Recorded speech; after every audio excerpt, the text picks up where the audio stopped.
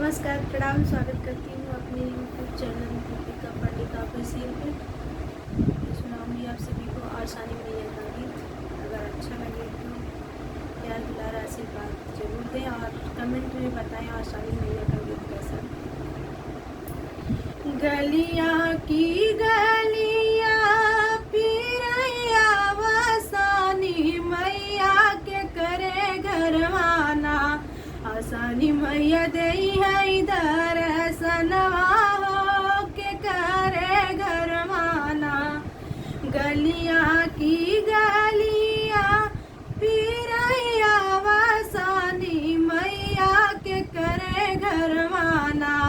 आसानी मैया दई है दर्शनवा हो के करे घरवाना। अपने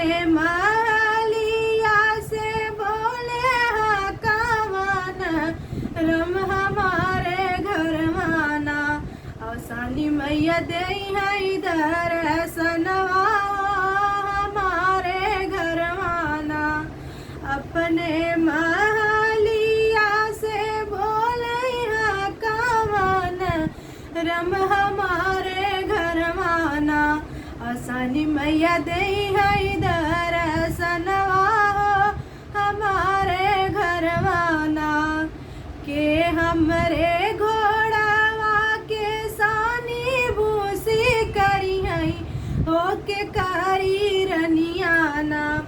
हमारी आरती उतरी है हो के कारी रनियाना।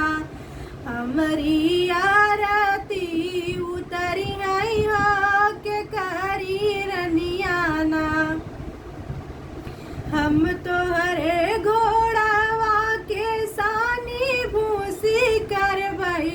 हो हमारी रनियाना।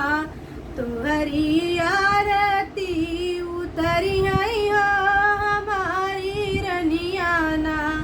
तुहरी आरती उतरी है हो हमारी रनियाना। गलियाँ की गलियाँ फिरैया वसानी मैया के करे घरवाना। आसानी मैया दई है दर्शनवा के करे घरवाना। अपने महलिया से बोले कवन रम हमारे घरवाना। आसानी मैया दई है दर्शनवा हमारे घरवाना। के हमरे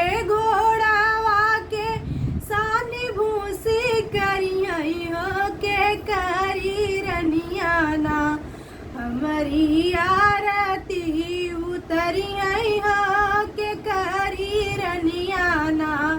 हम तो